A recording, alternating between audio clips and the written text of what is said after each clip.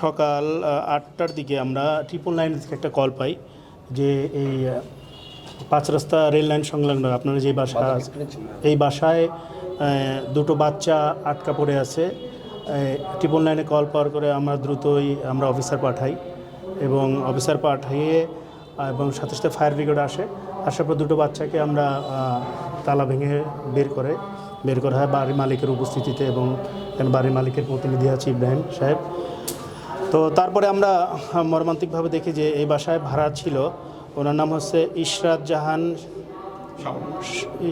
জাহান নামে একজন ভদ্রমহিলা। উনি সেই দুই বাচ্চার মা, ওনাকে মৃত অবস্থা আমরা পেয়েছি।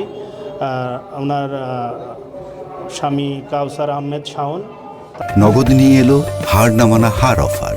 সর্বনিম্ন 10,000 টাকা রেমিটেন্স নগদে পাঠালে থাকছে স্বর্ণের হার জেতার সুযোগ। তাকে আমরা এখন পর্যন্ত পাই নাই। এ বিষয়ে আমরা আইনগত পদক্ষেপ নিচ্ছি এবং প্রকৃত ঘটনা কি, আসলে কি ঘটনা ঘটেছিল গত রাত্রে বা তার আগে, এই বিষয়টা আমরা এখনও নিশ্চিত না। তবে ধারণা করা হচ্ছে এটা হত্যাকাণ্ড।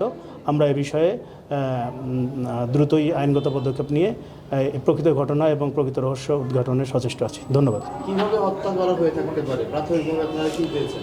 প্রাথমিকভাবে আমরা ধারণা করছি এটা হত্যাকাণ্ড, বাদ বাকিটা তদন্ত সাপেক্ষে বেরোয় আসবে। সন্দেহ